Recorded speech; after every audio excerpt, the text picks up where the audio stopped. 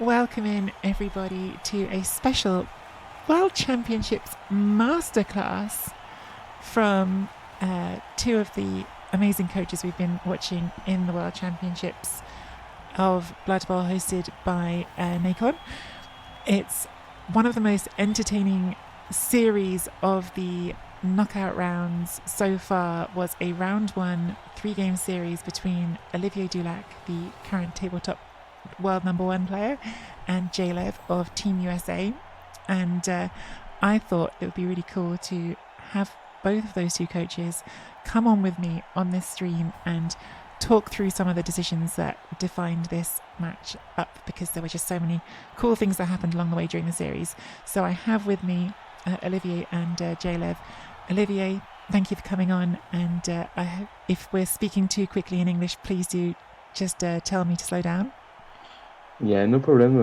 I think I'm pretty good to understand English. When it's a problem, it's when I have to talk. So it's okay. Really, and a nice introduction. I love it. Okay, yeah, I mean, you speak English incredibly. Je peux parler un petit peu de français, but it would be very embarrassing. Oh, So really? much better for me to speak in English. And Jalev, thank you for coming on as well. Team USA, of course, played against France at the Euro Bowl, so you two got to see each other and almost face off as your teams finished first and second. Yeah, I think Olivier was top table for France, and I was second table for Team USA when we faced. Very, very nearly Team USA, the champions of Europe, which doesn't sound right at all. Came down to an exact win that France got over us. Yeah, that was a close round already. Foreshadowing the closeness here. So right away, I've got a couple of things I want to ask about before you even start. So, like, Olivier, you've taken Wood Elves, which, first of all, I'm curious why you took Wood Elves, because you are world number one with Skaven. And second of all, you've taken some skill choices that, like, are not... There's a lot of Wood Elves in this competition and some really good coaches, and I haven't seen anyone else do a build like your one with a jump up tree and 2 sidestep catches. So could you just, like, explain what your thinking was for those skill picks? I think I made a. I want to. We have a lot of time to analyze the rule set, and I was like, in this format with the free match to play and the third who can be resurrect a time with a time overtime. Yes, sorry. I think I was thinking there will be a lot of heavy team like undead, necromantics, orcs who are really solid, and then we can have a lot of advantage on a sub match. And I was like, okay, so if I made a roster of I have to play light because it's my better game style. And if I made a roster which can absolutely stop all the offense of the game, maybe I can just win all the game before the game 3. I think actually on the knockout round, my plan didn't go as well as I want, but I, uh, I think I'm really good in Wood Elves, and when you play rats, you don't want to face undead or necromantic or orcs. So I was like, when I see the meta, if I want to play light rosters, I need to play Wood Elf because it could be a better team for me. If you want to ask me about the skills I have chosen. Sorry, I have chosen. I don't know. That's okay. uh, We all go. yeah, I think jump up on the tree with War Dancer Frenzy and True Side Steps are 4 skills which have a lot of complementarity. I think you can just stop the opponent on the middle with the tree, and when the opponent try to take him on the ground, he can wake up easily, stand up easily. And when the opponent want to go on the side, he had the two side step and one frenzy who can handle the situation. And it's a really good roster because one turn is in theory really hard against my team because of the true side step and the stability on the shoes. Yeah, that in theory is doing some foreshadowing because that might come up later in this game. I just wanted to ask, when you said like a light roster, do you mean like a low armor roster or do you mean like a fast roster? You use that word light. I don't know if that's a... Yes, sorry. Yes, it's Scavens, High Elf, Wood Elf, Pro Elf. It's I love to play those kind of roster because I love to play around events in the game, like a Blitz, like Pouring Rain, and I love when something happen, I can use it, and it's not because I'm down about 2 or 3 players, I can't play the game. So that's why I love to play those kind of roster. Yeah. I think by light he means what we would normally call an agility team. Yeah, that's what I was Yeah. just I was thinking. That's a good one. That's a good one. Yes. J-Lev, you went with OWA, and I am curious both about what persuaded you to do that. I know I was talking to you at the time, but I'm curious to know what your reasons even were, and also like about the choices you made on the team. I guess for OWA, one of the choices is do you take the tree or the ogre, and I know you firm on the ogre, but it'd be interesting to hear why. And then yeah, like how you chose the rest of these skills here, because you obviously went for the mighty blow on the troll slayer and the tackle blitzer. I've seen different variations of what people do with that. Sure, yeah. So when I looked at the rule set, I broke it down to initially like 6 teams or so,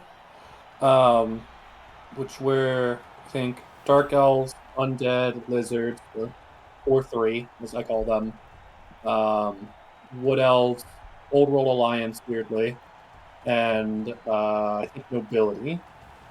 And I couldn't find anything that I liked with Nobility. I've tried in any rule set, I never can find it. But with the knockout format being potential for overtime games, I wanted to run something that could sustain that, which kind of boiled it down to just Undead and OWA, because Undead get 13 players with a bunch of regen, or OWA get 13 players and an Apo. And they can do some shenanigans by chucking halflings for 1 turn or having a melee piece. Imagine that happening. To either just get to or even just win instead of getting to that phase. I trusted my ability to get out of the knockout phase, and then I got put into what I like to call the group of death. And somehow still made it out. Yeah, so, well, obviously, like, you beat me in the group stage, and that was what got you out. I have to say, as a Wood Elf coach, I think this is like a sneakily hard roster to play against, just because you've got tackle and you've got 2 block mighty blow. So yeah, as far as I'm concerned, I think OWA are better than humans because I'm just a human team, but instead I have higher armor, so I still have my players that are good, and then I still have the speed.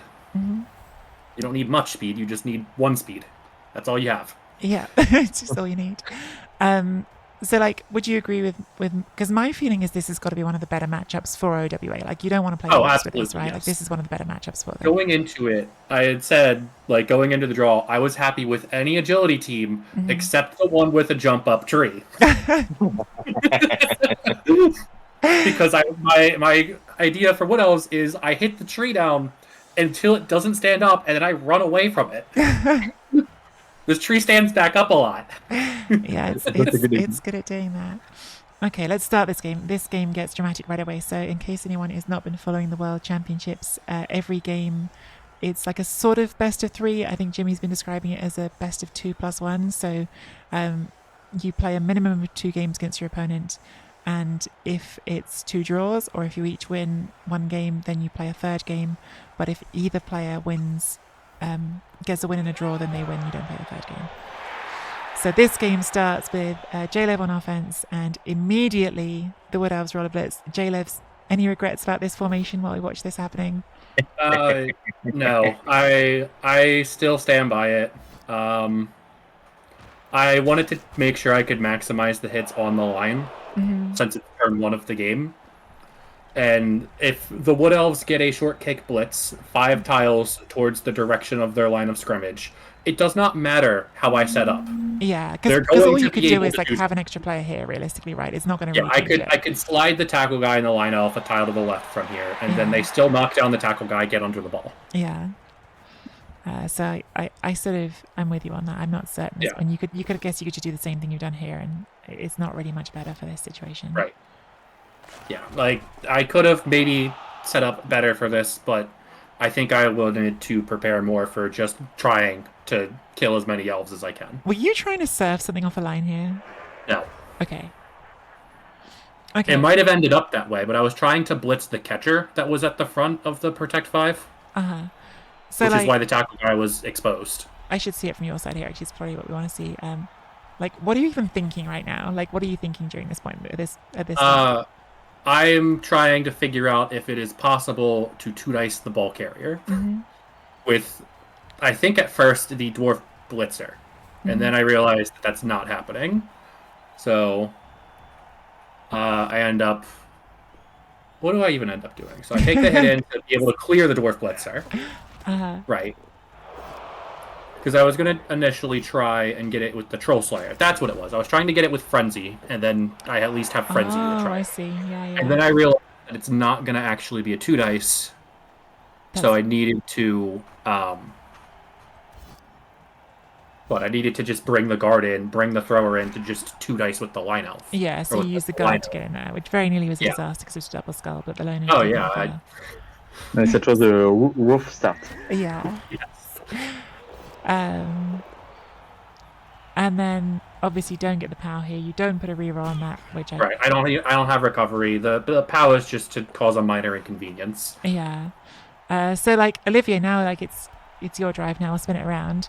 Like, what's your first thought? Is your first thought score whenever I can? Is your first thought this is so good we're going to take it back and try to go to turn 8? Never. I have a really good position. My tree can just stand up, and then I have some 2+ and all my team in the back on my field with 11 players with the ball on my defense. I was like, that can be better. One reroll out from the opponent. This is the start where I want and I dream. Yeah. Were you at all worried about the frenzy here? I guess not. Like, this is like even the stunned human protects the guy that's surfable. Is that a snake? Yes. Yeah. That's a snake which you kind of think, well, you know what, I've just had some luck. I don't mind that. I made some.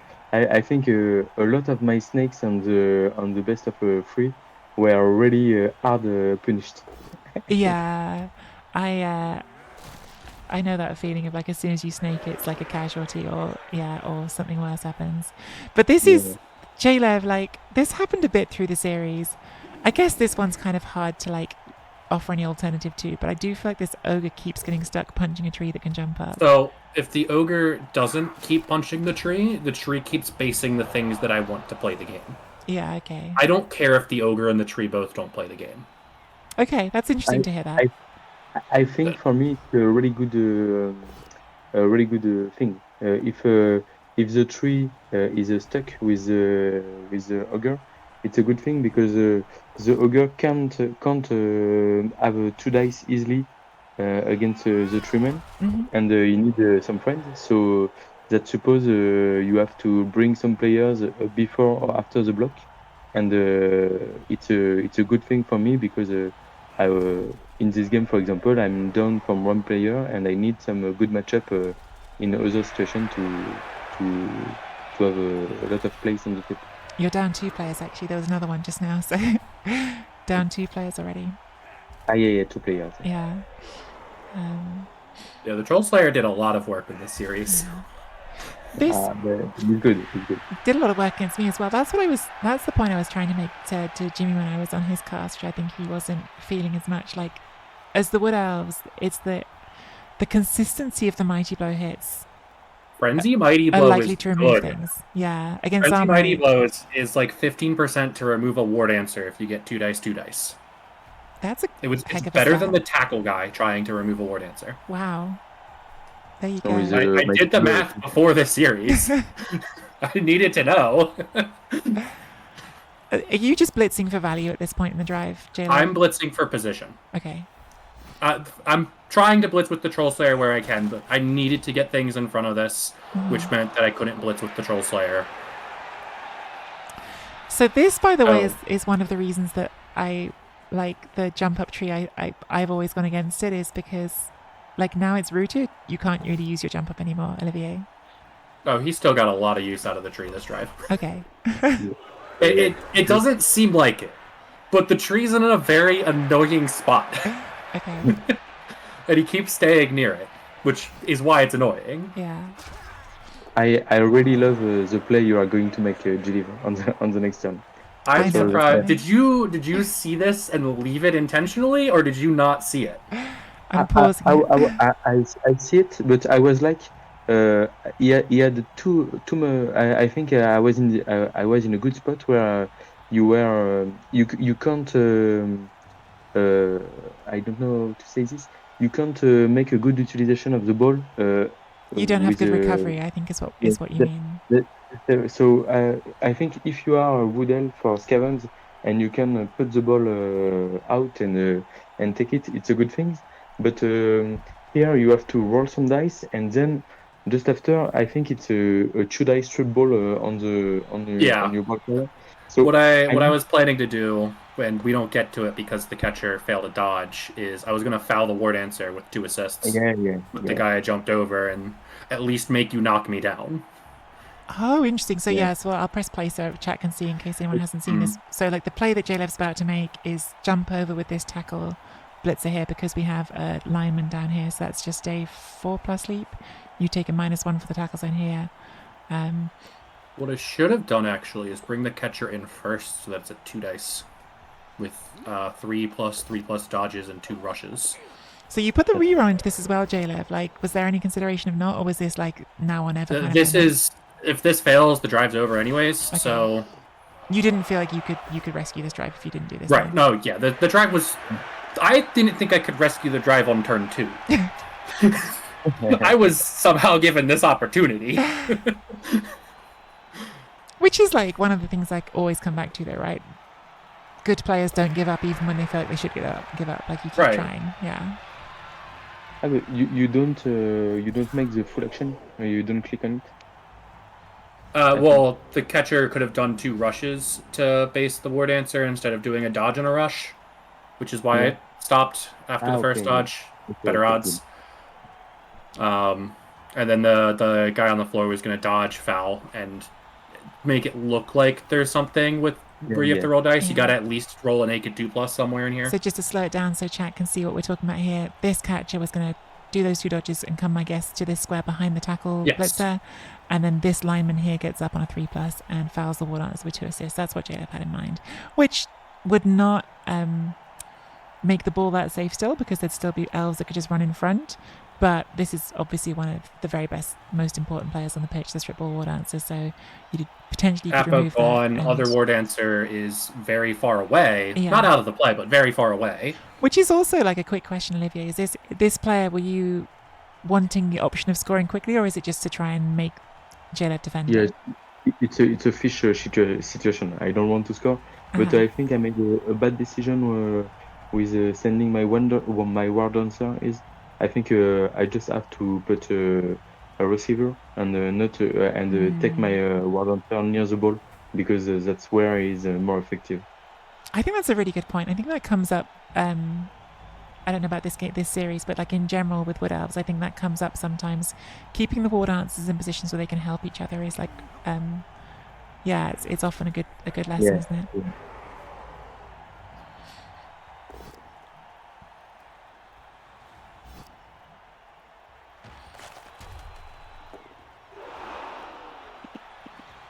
So now I think probably most people watching think this is looking very good for the Wood Elves. Yeah. I was like that too. Oh, just wait till turn 5 for the OWA. It gets better. Because there's no rerolls left for Jalev, as well as the fact that the ball's back on a Ward Answer. There's no rerolls for the OWA here at all. I was clear, but I was done by two or three players because I have my tree which is stuck. So this is not a so good situation for me. But I was like, it's okay, it's okay. Uh, no reward. I think he will have some big issues to score, and I was like, I think it's 0-0 at the half minimum. I was crazy. Well, we'll see where we get to.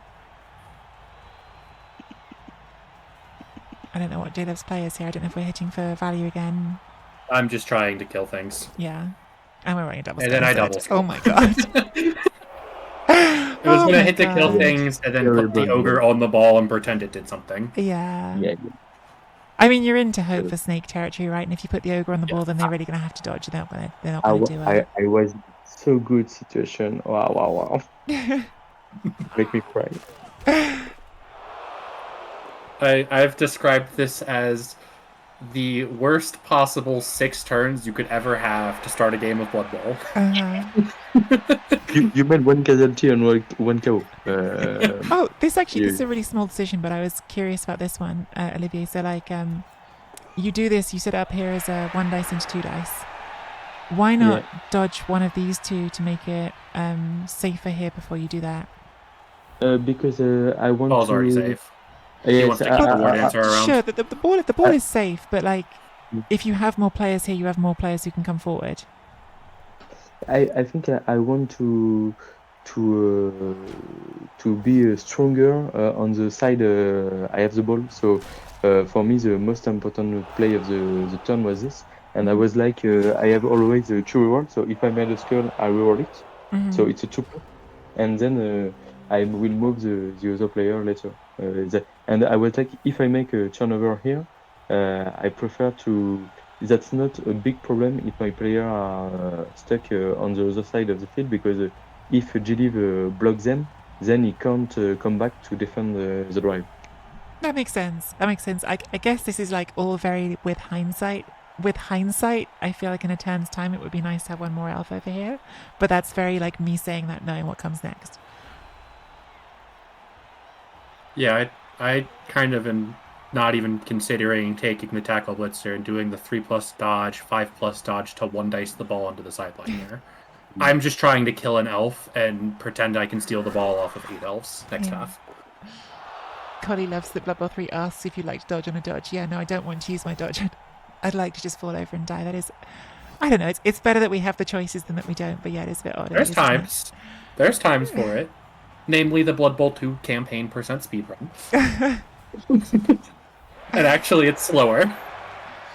You just put dodge on automatic for that. If anyone in chat has any questions they'd like to ask at any point, please do ask, by the way.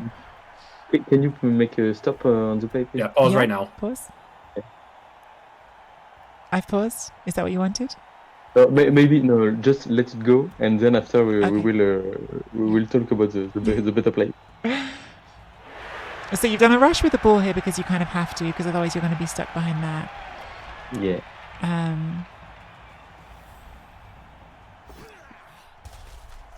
And then this is a horrible snake. Yeah, right now we're committed to 2 dodges and a rush with the dancer, I think. So that's what goes wrong. And what would you have done differently? I think so. You can come back at the start of the turn, please. Yeah. So. I don't know why it's not pausing. I think okay. The better play here was just to make a blitz with the ball carrier on the dwarf, with guard, and then to go back just near the tree, because at this moment we are turn 6, and the ball isn't in this danger. One. Okay, yeah. I thought you meant this one when you said dwarf. Yeah, he's playing 5 on 9 right now. In the area of the ball. I just have to don't take risk, because the 0-0 at the half is pretty sure if I make this play. Yeah. And I'm like I'm wood elf, so I will have a solution to score next turn, or maybe it's okay if it's a 0-0. But I'm back on the center of the field. I use my tree for my cage. So it's like I don't take risk, and I have always a good spot situation on next turn because I would have some player in situation to score. Yeah, that makes sense. Yeah, so reoccupy the pitch. I can see why, like, instinctively you don't think. Well, I wouldn't think that instinctively because you've got coming back towards the middle brings you back towards these players who are kind of the players you've been trying to avoid. Like, these players are scary. But actually, like, when you say it, yeah, you have a very safe position here, and it's only turn 6, like you said, so you'd still have 2 turns to try to score when you needed to, and you don't have to risk these 2 pluses that can go wrong. Yeah. How for play, shameless. So we get to see this again. I'd consider even actually doing the blitz on the dwarf with the frenzy guy. Well, you go back. I have to let you 5 minutes. Sorry, I come back. Okay. Okay. What were you saying, Jada? I'll explain what I'm saying. Can you go back to the start of the turn? Sure. Start of the turn. Sorry. Yeah. Okay. So, I would do the dodge and blitz with frenzy guy into the guard dwarf in the back. This one's just dodging. Maybe not, because it does expose it to the blitzer and wrestle piece. Okay, I don't know. Like, yeah, oh, see, if it snakes. Yeah, you do want to just blitz with the ball then. Yeah. Blitz with the ball into the dwarf, minimize dice until the ball is safe. Cage up. I was trying to see if, like, you can do that cage that he's talking about, but have the catcher free to be the scoring threat. But that's just not the case. You would need the dancer to be a potential scoring threat just because of what dice need to get rolled and the order of them. So Olivia isn't here. I'm guessing the planned play if we don't snake is 1, 2, 3 dodges. 4. Yeah, it's a lot of dodges actually. Like that is that. He has dodge and 2 rerolls. Snakes are never likely, but actually doing it's like a 92%. Yeah, like it's enough that it's. I mean, it's about the same as failing a 3+ with a reroll, which everyone's scared of rolling a 3+ with a reroll, aren't they? So yeah, there is some risk with that. So I guess pretty obvious here what you want to do. Use the wrestle because you haven't got the tackle near enough. You've got no rerolls, so I guess just 2 dice on that is the best you're going to get, right? It's going to bring the ogre in to not have to move both dwarves in case the scatter stays near the sideline. But I just assumed, okay, well, we hit the ball and then we see what happens from here. Here's one question. Why hitting up instead of down? Throw in directions. But if it doesn't go out, this is worse for you and that's better for you. I can push it backwards and pinch it in as well. Okay. Rather than pinching it to the sideline, I can pinch it just all around and whatnot. But yeah, obviously sideline you're hoping it's going to go out of bounds, which in fact is what happens. And so yeah, it is. We're looking at 6 awful turns of Blood Bowl where turn 1, your player to sack a War Dancer gets stunned on a blitz while the War Dancer catches the ball into 6 turns of just nothing happening really. Yeah, so just in and case then the world's best turn 7. Yeah, we'll show everyone what happens. And this is the thing with Blood Bowl, right? Like you can have 6 terrible turns that don't matter if your 7th turn is amazing. Well, the 7th turn needed to be more than just amazing on its own. Yeah, I guess this is a pretty crazy level of good turn. I have some bothering me a lot, so I need to let them come up on my lap because apparently it's that time of evening. All right, yes.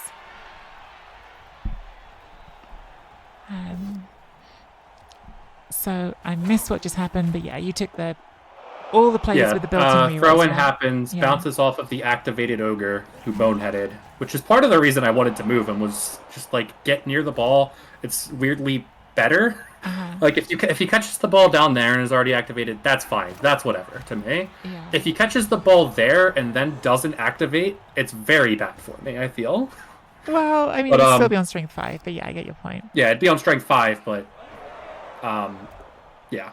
Thrower picks it up, hands it off. Catcher runs down so that I can 3 dice the sidestep catcher, which gets a stun from tackle guy. Yeah. And then I had another Lino come up, foul the wrestle line elf here, get another stun. Catcher is perfectly in range, and then I'm looking at this like, how do I make the ball safe from this line elf on the left? And it's just, We just do something that looks really stupid and put the Troll Slayer next to it now with 2 stuns. This is a weird cage. Yeah, but it kind of works. The strip ball being gone on that serious injury is obviously huge. Yes. Olivier's going for the only thing he's got, which is this War Dancer gets and tags the ball. Yes, he's going to touch the ball. If he still has a reroll, I assume that the catcher doesn't move and you blitz from behind to try and knock me down and pick it up. And this is like, I don't know if it's lucky or not because you've had to roll a lot of dice to get into position, but that last block, if you even roll a push, then that's making you roll at least some dice with no rerolls, which now... Yeah, if it's a push, I need to just chain push myself. Oh, yeah, I guess so, yeah. So it's not that hard. I also should have done this very differently and chained myself forward so that I can get past the catcher, but then I wanted to be greedy. And you got still so if you don't knock down the side stepper there and it side steps in there, that's a 4+, 3+, or a dodge and 2 rushes. Oh, yeah, okay. So yeah, that was a pretty big knockdown. It's likely it's like 75%. 75% knockdown, yeah. And then I also see that I have a 3 dice to surf. Oh my god, yeah, you're taking this. Apo gone. Uh-huh. Try to kill the elves. This is how you win the game. But if you don't score, then the elves go back on offense at 0-0. Yes, but I have 1 casualty tree and there's 2 KO wake-ups to come. Spicy. There's side objectives that you have to go for playing against elves. I'm hoping we'll get Olivier back for the offense because curious to hear their thoughts on how you come out of this situation. Yeah, let's pause it and wait for him because I kind of want to hear his thoughts on those 2 turns. Yeah. I don't know what has taken Olivier away, and maybe a something. Sorry, just seeing completely unrelated ping in my mentions. Yeah, well, I'll let you get the setup here while I'm doing things. Nice, Anton.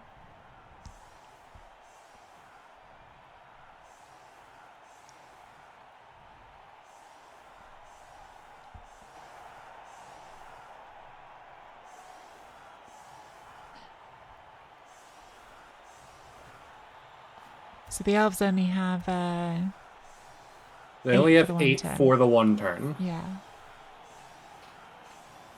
So I'm just going to quick look at this while we're waiting for Olivier and see if I can see what the 1 turn plan is. Oh, that's already happening because I didn't pause.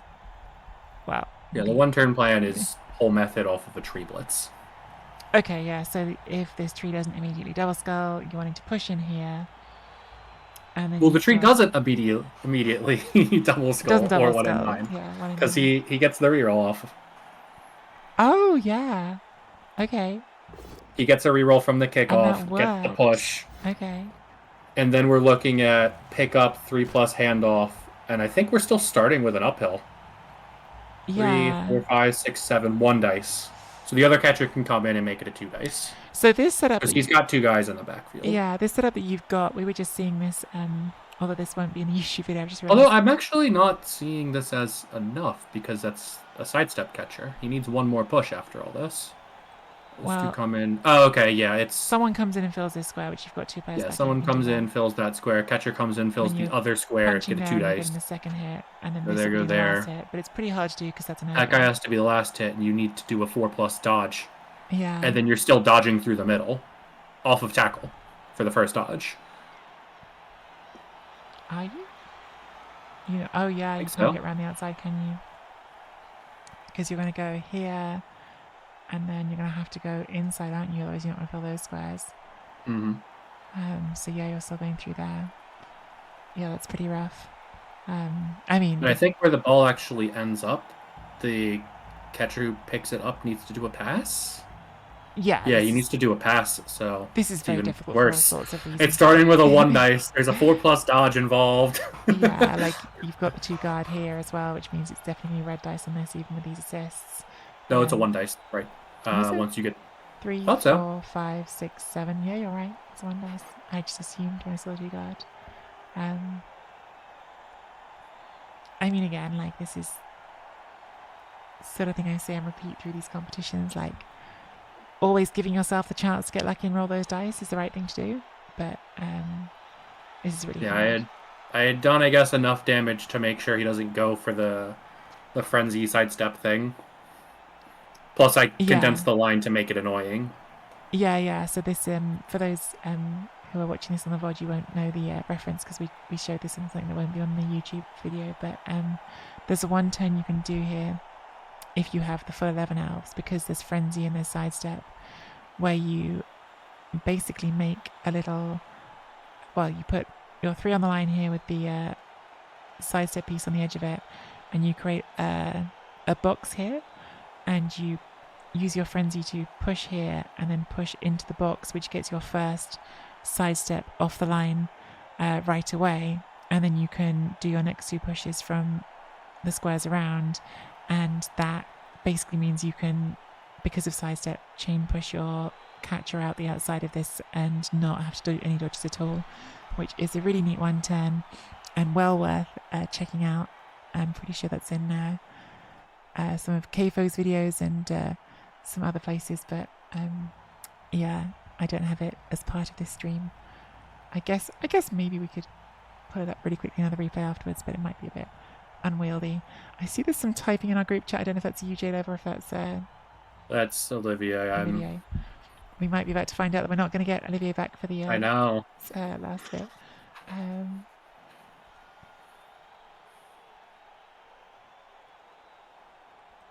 Are they no longer typing? The drama. All right, I guess we just go through the game for now.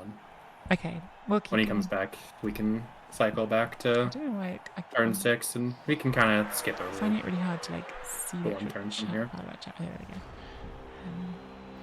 All right.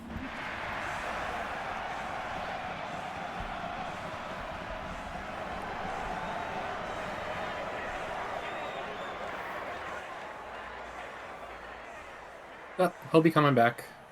Oh my god, okay. I just saw the message,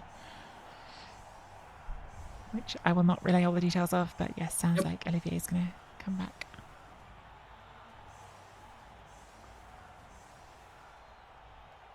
I'm curious to know what his thing. I mean, obviously, like, so there's one thing that we can spoiler here while we're waiting for Olivier, which is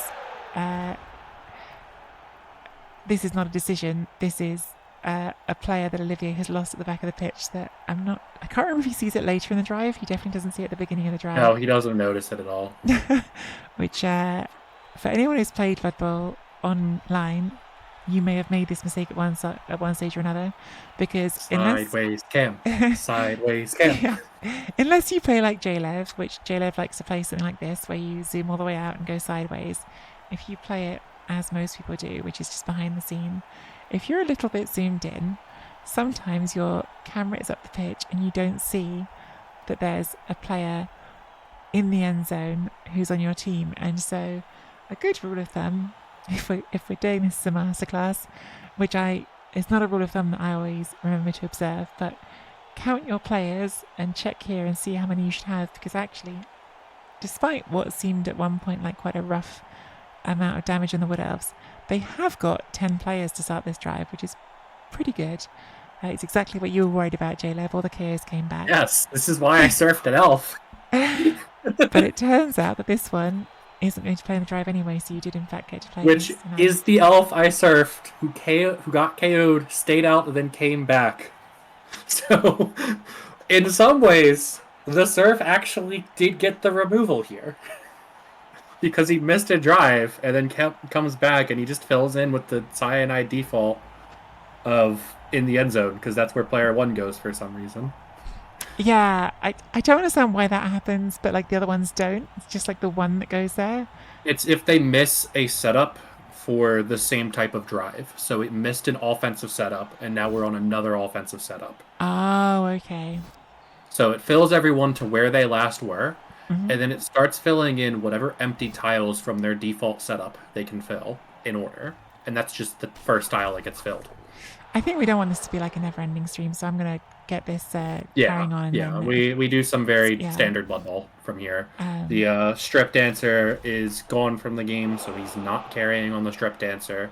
You don't really want to carry on the Frenzy Dancer if you can avoid it, which means that we've got a Strength 2 carrier, which is very useful for my defense.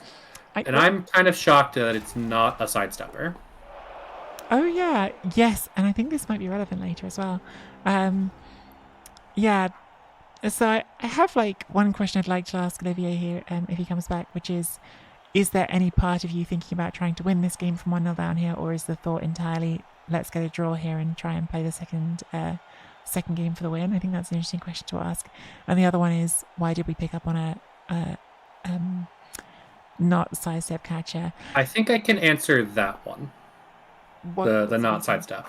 So when I played against Team France, something I noticed was that they kept putting, like, on defense, they kept doing, like, a full wall of players and then putting one player on the actual sideline as part of that line, which is why Olivier has 2 sidesteppers. One of them you'll see in the other games when I actually get to play a structured offense. He has a catcher on the sideline as many turns as he can because I can't surf it, and it blocks off the path very well. Oh, I see. So by not having these be the ball carriers, you can this just seems like something that happens a lot for the French. I think it's just part of how they play. This is a very funky formation here, because my first thought is you can't. This is not a screen but then that square is filled. That is a screen. Down. Yes, we've used the body. It's clever use of the down body.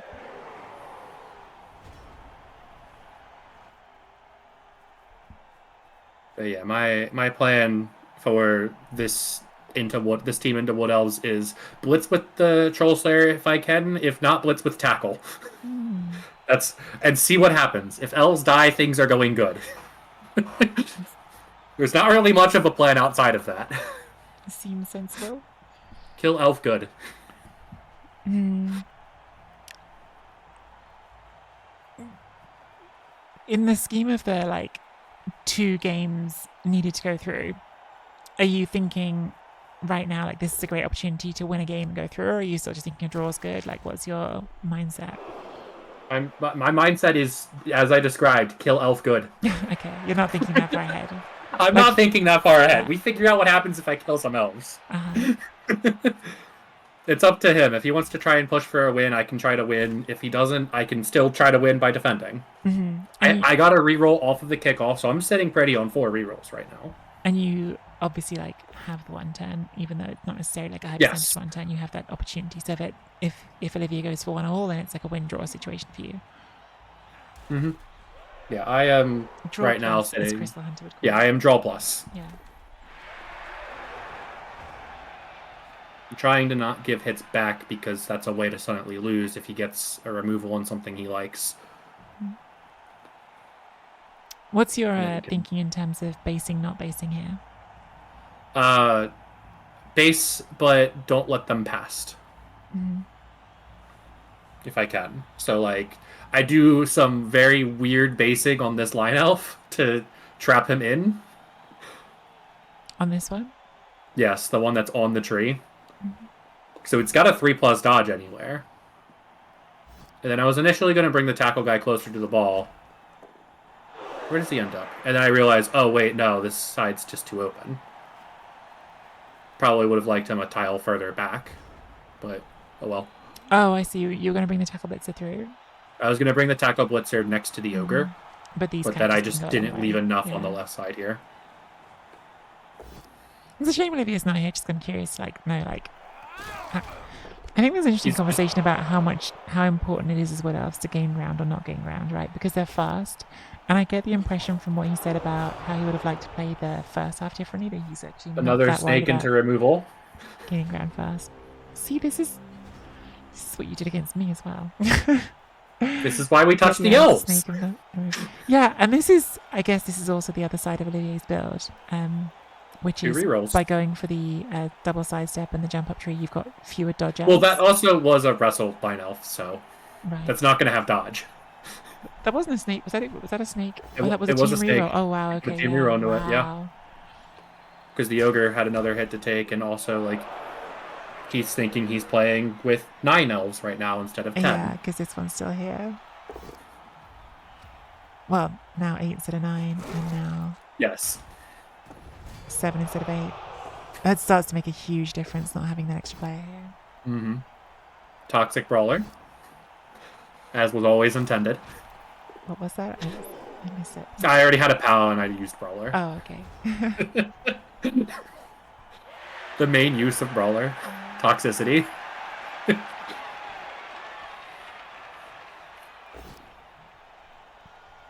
So this is where I am confused at the POW direction there. Because the POW means that you can't dodge the ward answer off. Mm-hmm. Or the push direction means you can't push the ward answer off. I think it was just an autopilot. Like an autopilot, okay, this is where I take the second hit from, so I put him here, always. So you're doing this, so the reason to do it like this is because this way if you get a push, you can knock back here, that makes sense. Yeah, you can take another hit. Yeah. But with the POW, you should push up and be able to dodge the ward answer off. So I see what you mean, yeah, you trap have your ward answer free and not getting hit and potentially removed. That does seem like, especially when you're so short of elves, that seems like it must have been a mistake. And then we suddenly have a chain push that's very accessible. Because now it's not even that easy to... You're going to have to do a rush. This catcher gets there. Oh, no, okay. 2 rushes. It's a rush, which 2 rushes with the last reroll. Yep. And I'm looking at this like I have a couple options. Mm-hmm. If I get the POW here, I go after the ball on 2 rushes. If I don't get the POW, I just hit the front runner here because it's the only scoring threat. Oh, I see. Yeah, so your players... I'm set up to chain. I just start moving a bunch of things because there's not really more relevant things they can do. Uh-huh. And if this so you can let this play. But you're saying if this isn't POW, your plan is going to blitz up here. Yes. Yeah. Because these aren't currently in scoring range, which is true. Right.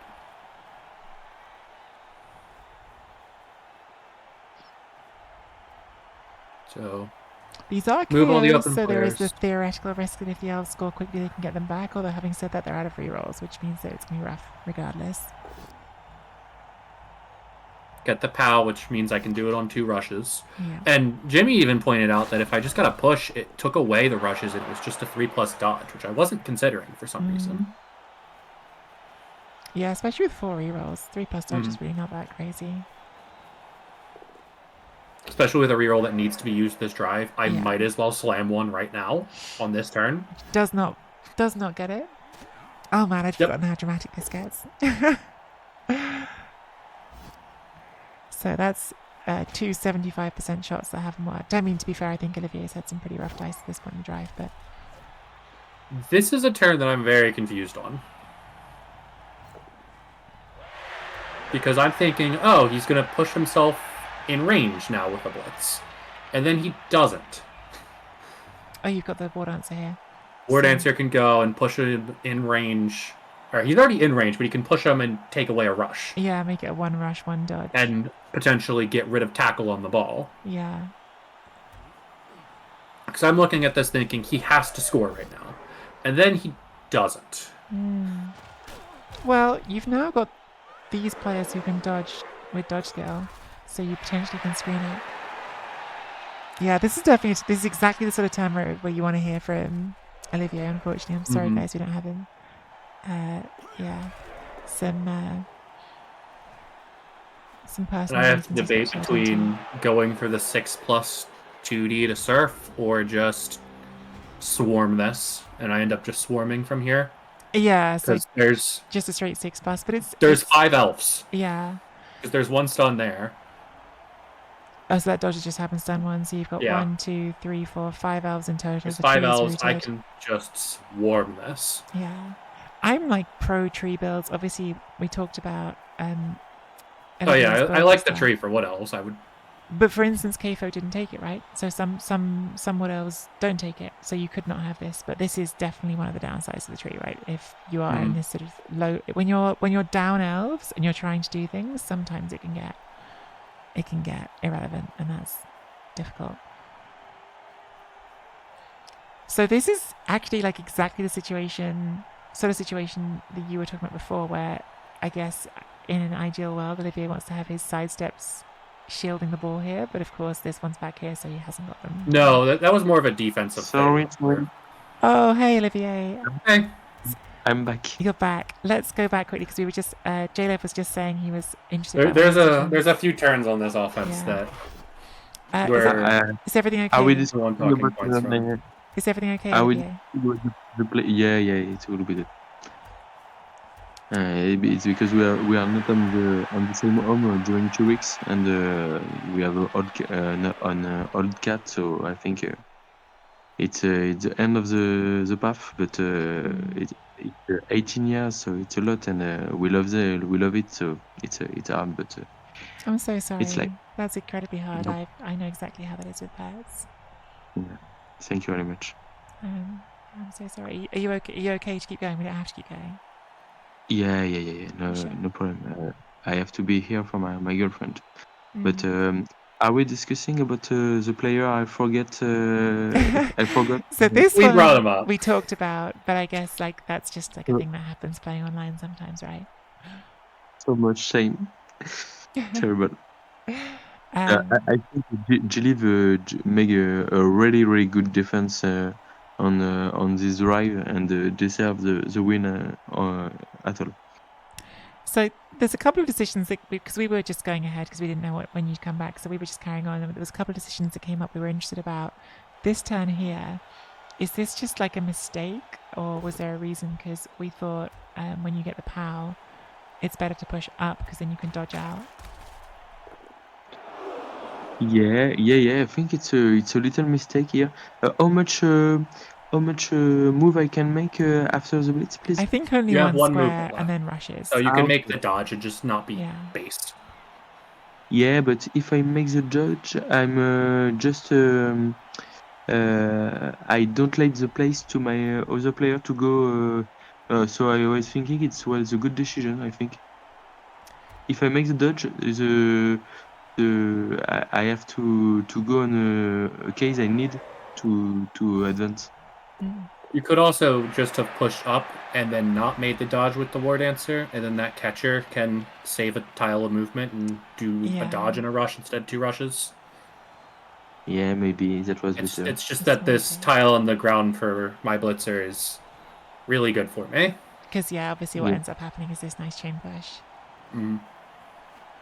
Which, if I didn't POW the war dancer, I wasn't going to go for the ball. I was just going to frenzy blitz the sidestepper up front. Okay. I was asking myself what would you have to do? What you would have done if you have no POW? I think that was a good decision anyway to go for the ball.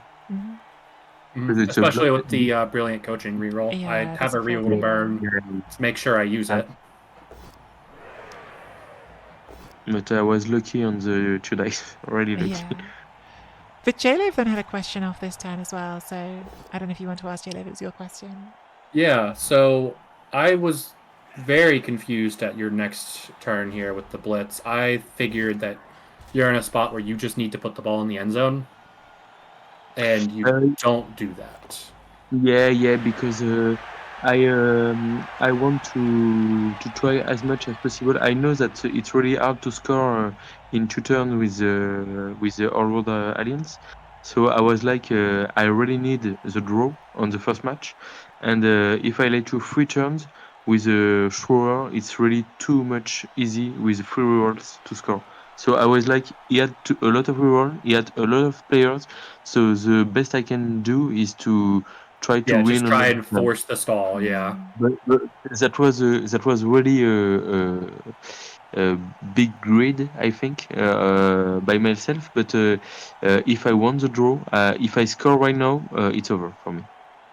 Interesting. I You have don't think you can defend it in 3 turns with no rerolls? I'm also confused as to why you then also used the catcher in front to be the assist for this rather than the catcher in the back. I guess it's a 2 dice on the follow-up. Okay, yeah. Yeah, 2-second hit. Yeah, but I wasn't really sure about what I was doing.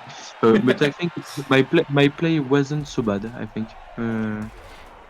One question that came up before when you're out was you chose to carry on regular catcher instead of the sidestep catcher, and J-Lev had a theory about it, but it'd be interesting to hear from you if you had because obviously if you have the ball on sidestep here, you have some different options. Yeah. My thinking, real quick, was back when I played Clement in Greece and in some of the later games with you, is that when you what I've seen with the French is when they're on defense, they end up taking a player and putting it on the actual sideline and then kind of just making a line that's hard to break through because the sideline is actually locked down by that player. Mhm. Is that why you're not thinking to carry on the sidesteppers? I was thinking I need maybe the side step to make some plays around the ball, and I was like, okay, with uh, I think I was like I will maybe have to make a handover on the side step or something like this, and I want to choose where he is when I make the play. So like in that instance, in your ideal world, that would have been sidestep at the front, which would have made that not to get Yeah. served. So like that's a good example. I'm pausing here just because like this is such a bad position. Like you're in so much trouble. Like you've got two Absolutely. elves here, one here, one here. Like what are you even thinking right now? If I things mean, go wrong, I can serve I mean, 3 of these elves, and 2 of them have sidestep. I'm in a really bad spot, and I need some dice to save me. But I was like, yes, it's a bad, it's a really more difficult action than previously. But I was like, if I do it, I have a lot of reroll on my, with catch with the dodge, and I was like, okay, if I can do it, I have a lot of chance to make a draw on the match, and that's a really good thing in that spot. Yeah. So no regret about it. About that. I I actually think this. like I really like think that's like an important thing to like say, which I think you have like I think I see you do this like more than anyone else almost when I see it. Like it's that mindset of it's not just about like what's the most likely to succeed. Like obviously last time was more likely to succeed, but about like what the actual outcome of taking the higher risk is. So you take a higher risk here, but the outcome is if you score here, it's much harder for JLF to score back. So you're Yeah, trading the percentage likelihood of like just succeeding yeah. against the percentage Mm, likelihood of winning the yeah. game or Uh, drawing the uh, game, which is different. I, I really love to. That's what I love in Blood Bowl. It's the matchup experience, and you know what are your win conditions, and you play around them because if you, I think we will look at them in the next match on the second half. I was like, okay, no, I have to be really aggressive to have a third match because the game is already in a bad spot. So Yeah. I think sometimes it's like. Not doing the easiest thing, but doing the better thing for the game. Yeah, and we will see what happens. So that's a 4+ handoff, Yeah, 4+ 4+, dodge, and 3+. then a 4-3-2, which I think Jimmy ran the odds of it after when I watched his replay cast of it, and it was like a 42% play. Which is not Just terrible, just to right? score. Yeah, but Yeah, that's it's not not terrible, terrible. but Like that's like it's nearly a coin flip, right? Mhm. That's not that crazy. It sounds more crazy to me when you say 4+4+3+2+, but actually when Yeah. you say 44%, Mm. 40, 42, somewhere around okay. that. Hey, Silse, welcome in. So here we go. We're seeing that catcher on the sideline I talked about. Okay, the side step That I catcher on the saw sideline. that I saw for a lot of turns until I decided to just do a 3+ dodge to 1D surf one of them, and suddenly Clement didn't want to put his blitzers on the sideline anymore. That actually hasn't finished on the sideline, but yeah, so you do. We have an apothecary in the middle of the pitch for some reason at the moment. It's bugged Yeah, out. that's a bug. It happens. It's just hanging out. Just skip to the start of my turn 14 because I do a lot of moving things around. I have something to say about those terms. Yeah. So I ended up deciding to go down the side of the elves because it avoids the guys that are on the line of scrimmage. I just didn't want to fight the line of scrimmage. Yeah, I can see that. Just get away from that scrimmage. Yeah, that's interesting actually. Yeah, so there's only one body out here. but I can't get as many players as far down. Okay. And then I goof and think that I'm making a Venga bus. So I don't run this rookie Lino down to be equal distance as tackle guy. And then I 1 and 9. Oh my god, I forgot again. that fails. So right now there were a couple trends in my run, is that whenever my opponent decided to kick the ball to me, they blitzed me on turn 0. Which happened with Breaky and Olivier game 1. And then what else was there? So on my 2 turn attempts, I could never pick up the ball. That's about it. I remember watching this and thinking, why on earth haven't you put a second scoring thread in? But you're saying it's because you want to make sure this ball's... I thought I was doing a rush with both of those linos to make a Venga bus. I just didn't think it. Okay. I miscounted. Because this is like surfable as well, which makes it feel particularly like brutal. Yeah, that was going to be the interior of the Venga bus. Yeah. But you don't need to surf it. Obviously, like there's no rerolls. Right. How's it enough? Yeah, it's doing what no reroll, no risk. Yeah, 100%. Yep. So the only way that J-Lev can score here now is the throw teammate. So was the plan to put more players on this? Yeah, the tree was going to step onto the ogre. Yeah. Absolutely. Yeah, but instead the lineman did a 1 and 9. And then I make another goof and mess up my blitz direction. I could have blitzed from where the Troll Slayer was, and then forced the player to step off of the ogre and next to the tree, so that the ogre could go to the front left of the halfling when he tossed him. Oh yeah, so you've cost yourself 1 square here. Yeah, I cost myself 1 square of movement. Yeah. I was thinking this is fine, does what it needs to be. I made sure to also not pick up with the thrower because I have so many rerolls to just avoid animosity. Oh, they have animosity, clever, yeah. Yeah, you've still got all 3 rerolls, which is kind of crazy. Throws good enough to get in the air, lands, what 2 rushes. What did you need on the scatter? Did you need 2 to go forward to make it? I needed to not go backwards. Okay. Yeah. No, you need one good deviation, I think. Because you're starting from 1 behind the line. Yes. Yeah, I needed to just not go backwards. No, you need one good and two neutral. Oh yeah, because the ogre is 14 away from the end zone. Yeah. So he throws at 6, needs at least 1 forward. Okay, so you need to be a little lucky on the scatter, and then obviously you need to make the dice, which exactly what happens. Doesn't even use a reroll. Just keep those rerolls. Maybe you'll need the next game. Oh, he uses one. Okay. He uses one on the rush that I shouldn't have needed to do. Yeah. That's game 1. That's game 1. I don't know if we're going to get through all 3 games, but if you want to keep going, we can have a look at at least part of game 2 now. I'm totally happy to keep going, but it is my 7 p.m. instead of 1 a.m. How are you feeling, Olivier? For me, it's a little more difficult, but I think maybe we can pick it the second half of the. We don't need to watch the first half of the second game at all. Okay. Save replay. There's one turn I wanna look at. Save replays and match 2. And I think the first half of the last match was really interesting too. Okay, so I win the toss for this game. I choose to kick because it is raining. Where would you guys like me to skip to? You tell me. I think it's turn 2 of mine. Of your drive? Okay. No, my turn 3. Turn 3. So because it's raining, that makes sense. You don't want to be doing the stuff in the rain with the edge. It's a touchback immediately, which I would have loved in the rain. Yeah. So my turn 3. I have just been 1 more turn. Okay, so you've already done some damage here, by the way, on 2 turns of defense. It's pretty nice. Yes. I've been singing to myself about how much I love Mighty Blow. Because the Troll Slayer just has 2 removals in 2 turns. Just to remind everyone of the context here, Olivier is in a position where if Olivier does not win this game now because they lost the first game, they're out. So this is a horrible start for the Widows. Yeah, absolutely. It was a KO turn 1, which did not get APA, which I think makes sense because you're going to take damage. You want to save that to get a full save rather than a quarter of a save. You're assuming your score. Serious injury, so you don't use it because it's probably not going to And then I blitz the catcher. Now, pause it here. I'm thinking to myself, you sidestep onto the tree. So what? I don't care. You instead decide, I'm going to sidestep to surf you, which I've missed 2 55% knockdowns.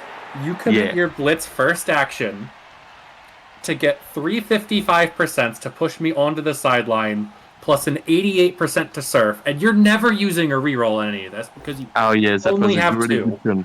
So why do you go for the surf instead of just trying to smash it with a tree? Because I need something happen in the game, and at this time I have no confidence in the tree, so I was like, I prefer to have you use your apothecary, so I was like, maybe I can kill this dwarf, and because it's your better player by far on the best of 3, I was like, okay, it's a good thing if I can if I have when you make your first block and I see the opportunity of Going surf. for the surf. Yeah, I was like, okay, I think it's a try to make the surf. Because I also could have still dodged the Troll Slayer. Because that piece, we've just been talking about that piece. That piece is the scariest piece for the elves. That piece keeps killing elves. Like, and I was like, okay, so now I have 5 turns where the dwarf isn't kicking out my team, so it's a good thing. Yeah. Yeah. I am just shocked that you went for it with the sidestep when you could have just put it on the tree and then used a blitz somewhere else that turn. I understand, but you know, you surprised me a lot by go back to that last turn on games, and I was like, okay, I have to take some risks too to make the game different. So you're saying because J-Lev played in a way that surprised you felt like you had to be more aggressive? I made a big mistake here because I was pretty sure I was playing with my Word Dancer Frenzy with the ball. And I was like, okay, I'm going to play a two that makes so much more sense now. Yeah. That was not a good. It was a mistake, but because I made I don't know what player have the ball. So this is what's about to happen. I don't know. So I surround the ball. Yeah. I end up changing my mind. I should have put the Dwarf Blitzer where the catcher went. Okay. But it's not a big difference. Really great defense. Yeah, I kind of didn't care about the ball, and then it was like turn 7, so I started caring about the ball, I guess. Yeah. That was my defense. And then it was forcing you to blitz wrestle. And then even if you don't POW, you're not out. And I thought you should have leapt there because you have 2 rerolls still. You might as well burn 1. No, but I was thinking it's a 3+, and then after I have like a 4 2+, and I'm okay. Yeah, it's just taking out the chance of adding in a snake. I didn't think you would need both rerolls, so I'd prefer to just burn 1, getting the 3+, and not having to do a 2+. That was a good first half. And then go forward a bunch of actions. So we want to see. Oh no, not a bunch of turns. A bunch of actions. Sorry. Back. One thing.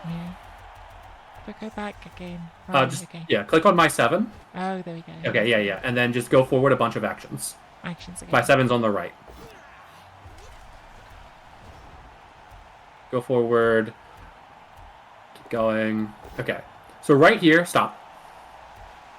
I didn't see this until after I clicked it. The catcher could have 2-diced and put guard on the ball.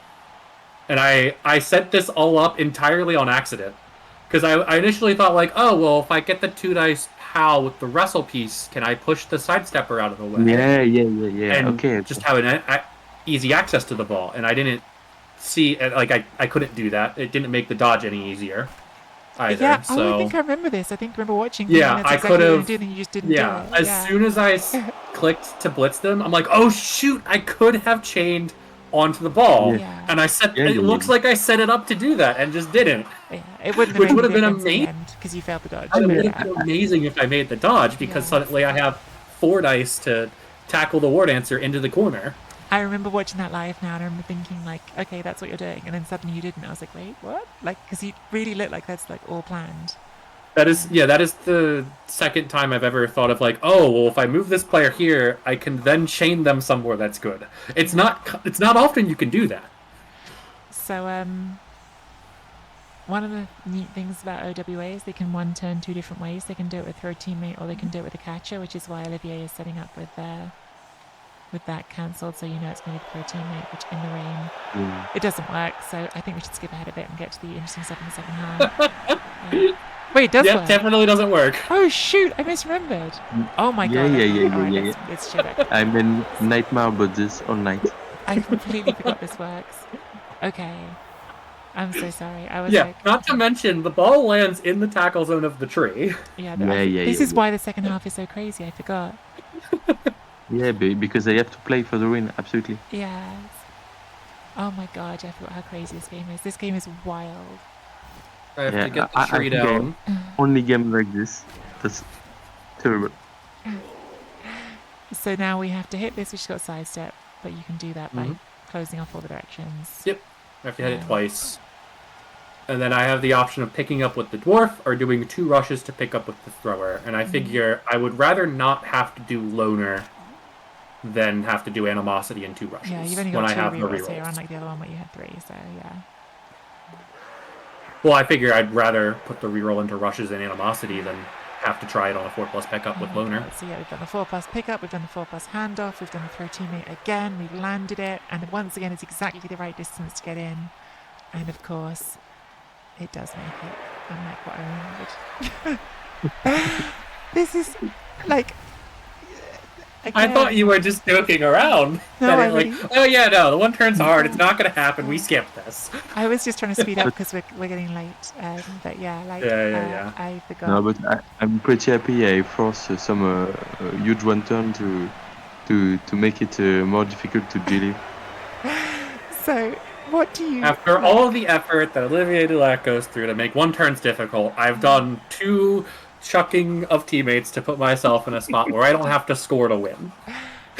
So yeah, again, J-Lev does not need to win this game. J-Lev can draw this game, but J-Lev's about to get the ball on offense.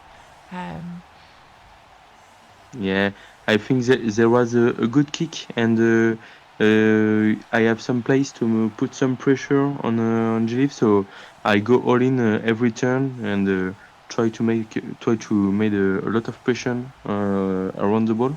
Is that just like the whole mindset now? Is just like all in every time because there's no other option because you have to win this game competition.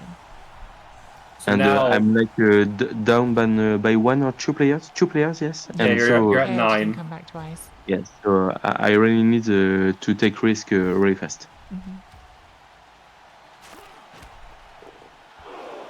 So kick is deep. I get a quick snap, which kind of helps a bit with that. I try to just double screen. I don't want to give up a surf. And just keep things as far back as I can. So that if he's getting around somewhere, he's getting around either on the very outside or he's getting around on only one side with the blitz by using the blitz. So this is just like general good practice against elves, right? Like you've built a double screen. Like you've gone screen, and now the elves have a long way around, is what Jay is saying. And in case anyone, And if I get this pickup, I'm 2 tiles closer. I can build a cage before rolling dice, which means that the cage can be even further forward, usually. But I don't. Yeah, I'd have 2 tiles of movement as well as not having to move sideways to pick the ball up. So I'd be 3 tiles further forward effectively. Would you have been aiming to...